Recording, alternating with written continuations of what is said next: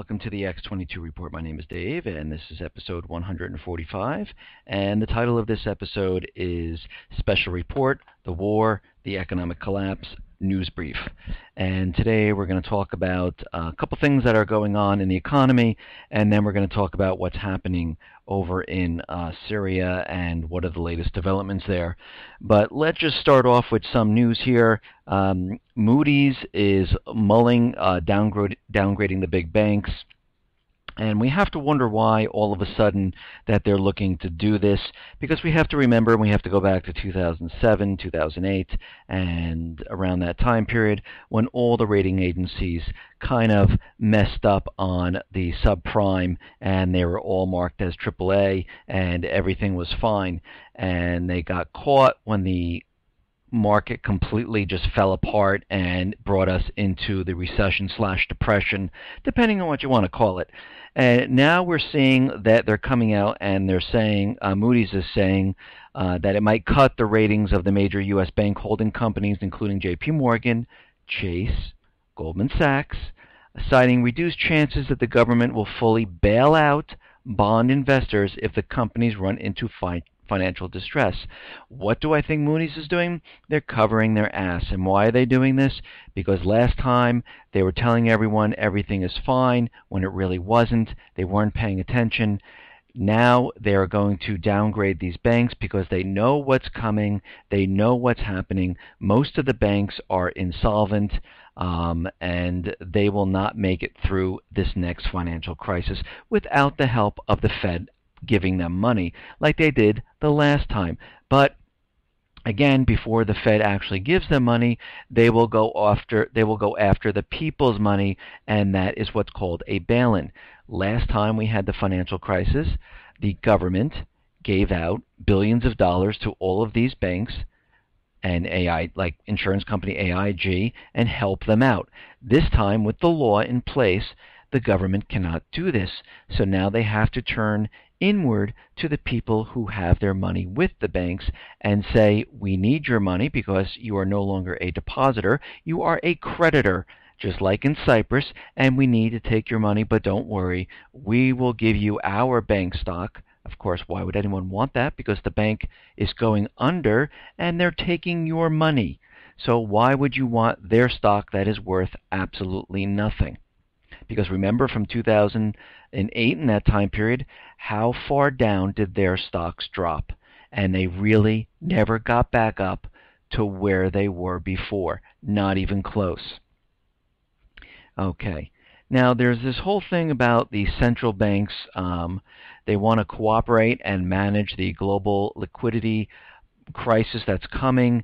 They want to manage it in a certain way. And I'm going to read this to you. The central banks should coordinate to avoid unwanted side effects as they exit from the ultra-easy monetary policies that have left the world awash in cheap money. And this is what they're saying right now. And what else? To go further, they're saying the system itself is producing more accommodative monetary conditions that warranted by the situation. In a reverse environment, when monetary policies need tightening, the effects could be symmetrically and complicate the exit from non-conventional measures. As a result, the outlook for global capital markets is not encouraging. Warning of segmentation between nations with surplus capital and others will suffer from a death of investment due to lack of access to capital. The most likely scenario is that of a progressive fragmentation of the international financial system. They know when they do this pullback or any type of tapering, because as we know, the central banks told them that they are creating these bubbles and they need to control this, or when these bubbles pop, which is the stock market, treasury bond, housing market, student loan bubble here in America, and the derivative market, of course. When they pop, everything will become crashing down.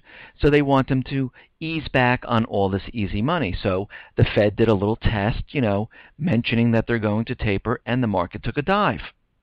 They realized, holy crap, this isn't going to work. But they also did other tests. They did bailouts in Greece. They're going on the third one. Then they said, okay, that's not working. let's try the bail-ins in Cyprus. Okay, that's not working. And now they're trying to reduce the easy money that inflated the equity market. And they're going to reduce the amount of bonds that they're purchasing. Now, since the other foreign nations got wind of the Fed is going to reduce the amount of bond purchases, China, Japan, other foreign nations started dumping their bonds. And then we saw bond yields rise. So this whole thing, and they know it, will collapse if they attempt this, because people will get out of the market, they will get out of treasury bonds, and there'll be no one there to buy them up. Because if there's a seller, there needs to be a buyer. So what do they have to do? They have to create some type of an event to cover this up, because they know this is not going to work. It's impossible. This cannot work right now the way it is. So they're going to have to do something else to try to cover this up. And I described this in episode 138 going forward. And I do believe there's going to be many events coming up, not just this one, because we have many things occurring. And we've already seen a chemical weapons event in Syria to get this war started. And we have to remember, we have the UN Arms Treaty. And John Kerry came out and said they're going to get this signed by the end of August, and we're getting close to the end of August. We also have the gun bill from Dianne Feinstein. Thank you, Dianne. And we also have the CISPA bill pending in the Senate. And they need all of these to be passed. CISPA will control the Internet, and it will go with the executive orders that the President already established. The UN Arms Treaty and the gun bill, he's already created the executive orders that will support these bills. So we know that these eventually are going to pass one way or another. To get them to pass, they are going to have to create some type of event, and we've already seen a lead up to what they're going to try. There was another shooting in an elementary school. Nobody got hurt. We have the Fort Hood case, and then we have the other case of shooting of a baseball player just because the kids wanted to shoot someone. And they do this incrementally over time to build it up. And the southern states, the schools start earlier, so they took advantage of this right away to get a school shooting in there. And when the northern states start their school, usually around after Labor Day, we should see more events, because they need to get these bills passed, and they are running out of time. Now, I was listening to Greg Hunter, and he said something very interesting about Saudi Arabia and how the royal family will flee. And I did find a couple of articles describing this, and actually from the Prince of Saudi Arabia, who goes on to say that the royal family will step down and flee before a military coup or a popular uprising overthrows the kingdom. He warned that the Saudi royal family is no longer able to impose itself on the people, arguing that the deviations in carrying out the religious concepts that make up the basis of Saudi government have gotten out of hand, so that the opposition views our acts as interfering in people's private life and restricting their liberties. And if we are wise, we must leave the country to its people, who dislike for us is increasing. He said that they would do it today, do it tomorrow, as long as the money we have is enough for us to live anywhere in the world. And he also went on to say, do not fool yourself by relying on the United States or Britain or Israel, because they will not survive the loss. The only door open now is the exit door of no return, and let us go before it closes. And we are seeing that there is an uprising in Saudi Arabia, and there's another one in Bahrain. We have Yemen, we have Tunisia, and we notice that the U.S. kind of locked down the Middle East with this terrorist threat that was going on, and they have drones flying in the air, especially in Yemen, trying to keep control. And you have to remember, this is all for keeping the U.S. dollar as the reserve currency and keeping the private Western central banks safe in these countries. So if the royal family is kicked out, the U.S. government uses it as its strategic ally there, just like they're, right now on the borderline of losing Egypt, and things are starting to crumble apart. We also have to remember that the fiscal year, September 30th, is the end of the budget that allows the U.S. government to supply the paid mercenary rebels with money and weapons. So that is coming to a close very soon. We also have to remember on September 5th and 6th is the G20 summit, which there are rumblings that they might discuss about the U.S. losing the U.S. dollar as the reserve currency and China becoming the reserve currency. But again, those are rumblings, and we'll have to hear what comes out when that happens. Now, there was another interesting report that came out that said the CIA plans to close the office that declassifies documents due to budget cuts. Now, how convenient, they're blaming this on the sequester and the budget cuts, that they're going to close the office that allows documents on the Freedom of Information Act to be seen. And this goes on to say that the CIA is blaming budget cuts on their new effort to close a department that releases declassified documents to the public.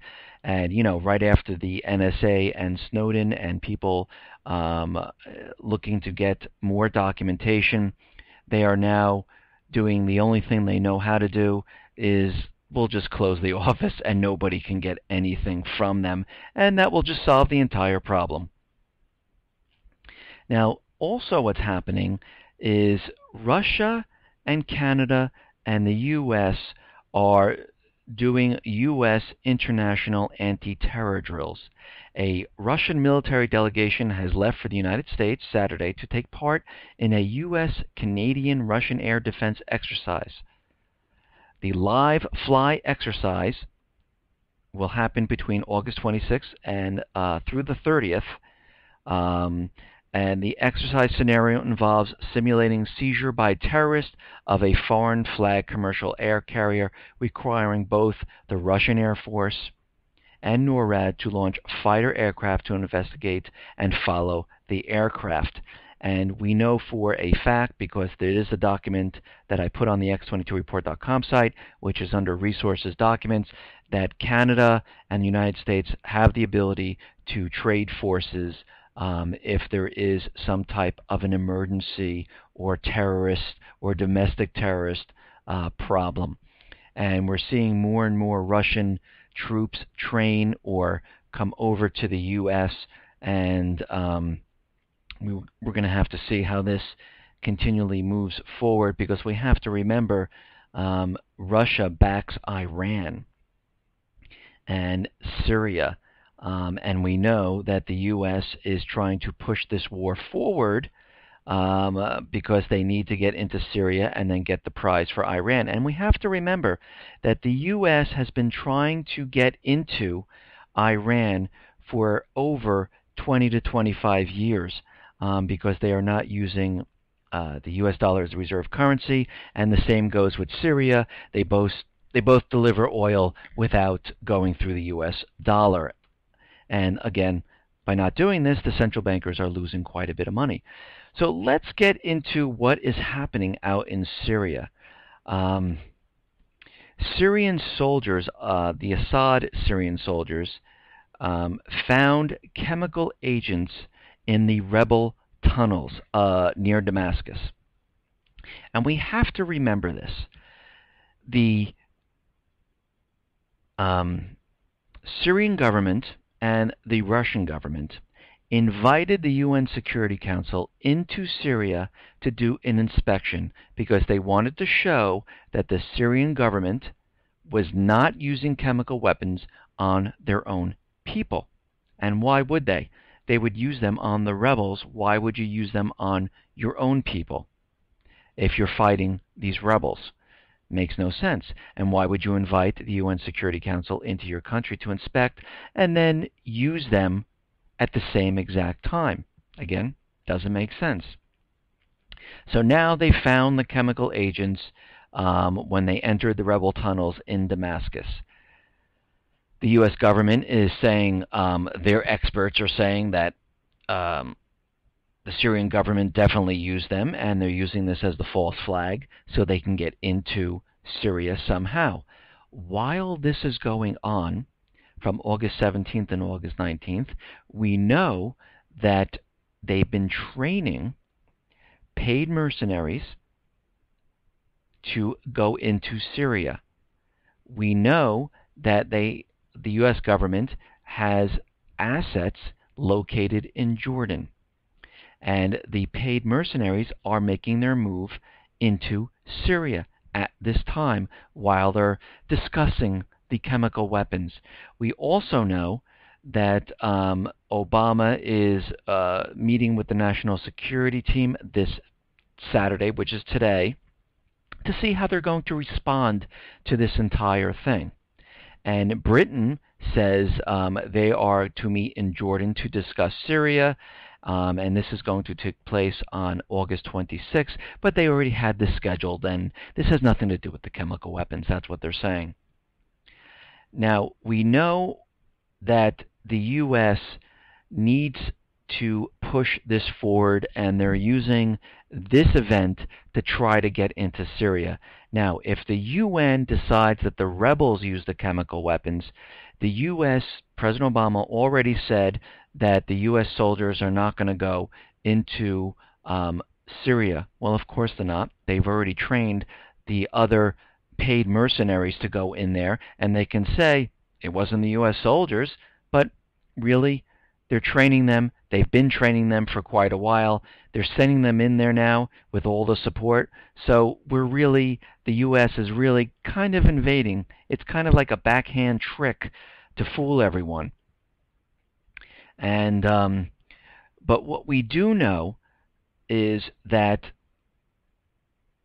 there are 2 aircraft carriers, Harry S. Truman and the Nimitz, and 1 amphibious warship, their Kearsarge, is stationed in the Middle East.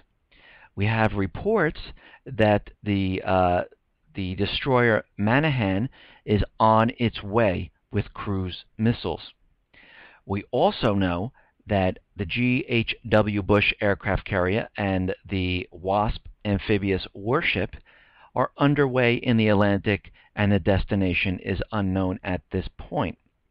There are 700 to 1,000 troops standing by U.S. troops standing by in Jordan, with the training assets that were shipped over in Jordan that are sitting there, and they're made up of F-16s, they're made up of Patriot missiles, communication devices, and all other things.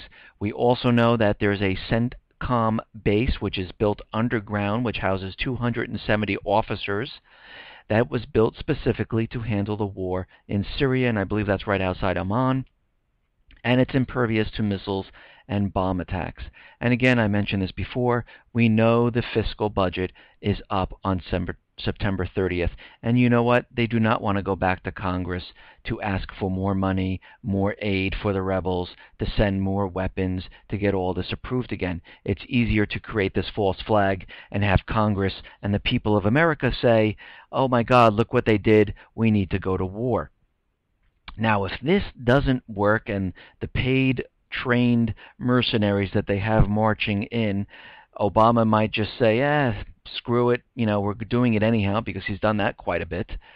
Or we might see another event that will show that the Syria government is doing this, and he's gone so crazy that he's doing this on American soil, and look at this, it's horrible. Or they will use the event that is coming up this fall to really push this forward. So we're going to have to really watch out and see what's happening. And we have a lot of things coming up this fall. We have the Million Muslim March on the September 11th. We have the biker The 2 million biker ride into D.C. to counteract the million Muslim March. We also have the FBI private sector advisory warning that there are cyber threats that could occur on financial institutions. We have KPMG warning UK that a cyber attack to the financial system would be one of the worst catastrophic things that could happen.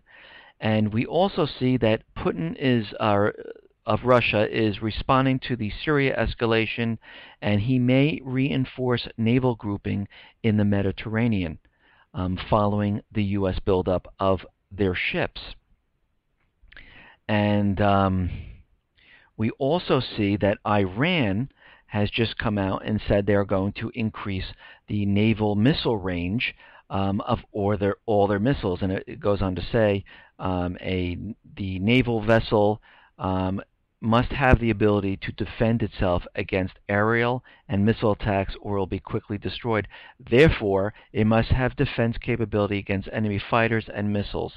We are going to extend the range of all our missiles. So they are preparing. They're also preparing by teaching their children in schools about drone hunting. And we have to remember, if the U.S.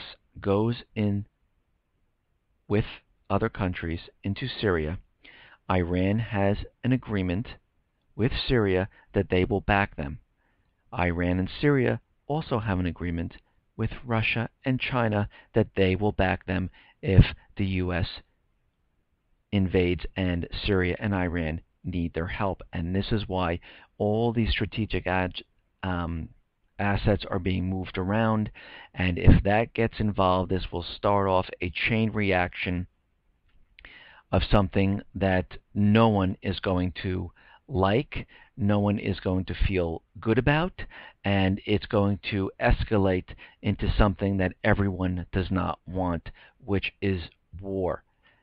And this will then snowball into other countries getting involved and pushing this further, and we will see the Middle East start to rise up and start to create more riots where their army would have to control them, and then you'll see things start to fall apart in the Middle East. And back in Europe and back in the U.S., things will start to degrade quite a bit. And we knew this was coming because the only thing, and I've said this since pretty much I started, that they need to create this war to cover up the collapse. They are running out of time to do this, and they know this collapse is coming quite quickly, and they don't know how to control it. They don't know what to do. That's why the Fed is putting out these confused messages to confuse the markets, to confuse everyone. This is why Obama is out on the campaign trail, even though he has nothing to campaign for. But what he's campaigning for is to convince everyone that the economy is doing much better. Housing is booming. Retail is booming. The unemployment is going down, to confuse everyone from the real situation at hand, that the collapse is coming. We have this war that's being started. We're going to try to cover this up, and something really, really terrible is going to happen this fall or early winter. And I suggest, and I've suggested this quite a bit, worst case scenario, I'm completely wrong. I have no idea what I'm talking about. Everything that I look at and all the indicators that I see and other people see all show the same thing. Way back, I said there was going to be some type of event that would bring us into war, and I went over the humanitarian reasons, and I saw on CNN today that they're going to the humanitarian reason of the poor children. Look what the government's doing to them. They're fleeing out of the country, and they're going on and on and on about this. They've used the chemical weapons over and over and over, and finally they're trying to use this one to get into war. If it doesn't work and they cannot get this started, and the paid mercenaries who are going in can't fulfill their mission, they will then bring it home to the U.S. or maybe in Europe. I mean, it all depends. I mean, it could happen in Europe. It could happen in the U.K. could happen in the U.S. to get this war started. And most likely they might do something in the fall saying it's a Syrian electronic army, which they have already started to use that propaganda. And I can see them using that, saying that they use this to bring down our financial institutions because they don't like our freedoms. And this could start the war. Or they could use a chemical attack here to show that they actually do have chemical weapons. But again, as we know who's doing this. So, I've said this in the past, and I'll say it again. Everyone needs to be prepared. If I'm completely wrong from all this information that's coming out and from what's happening, you just have a lot of food, you have a lot of water, you have a lot of medical supplies, you don't have to go shopping for a while, you have nice gold and silver, which only goes up. It's not a bad thing. And you know what? If things go the way I think they're going to go, you are prepared, you are safe, you can help your family, and this is why I'm out here doing this every single day, except for Sunday. I took that as a day of rest, but I do update the site, and I really want everyone just to think, and that's why I'm doing this, for everyone to think, ask questions, to respond to what I say, and you guys and girls, everyone is doing it. And it's really great because it's making everyone think and question others. And, you know, after all the question and everyone arguing, I see on the comments people argue with each other, all through all that stuff comes the truth of what's really happening. And instead of arguing, we need to work together. We are on the same side. Who cares if the person's point is wrong or right? What's happening in the world is what we need to be concerned about. What's happening is going to happen whether you're right or wrong, or if you're exactly right. Listen, we're all humans. We all make mistakes. We all have our opinions. And again, a mistake is a mistake, so you can do it over. We all need to stand together. We all need to come together and work as a team on this. And I know there are some heated arguments that go on YouTube, and you know, people write me things, and everything is that I receive are very good points, and everyone makes great points on all of it.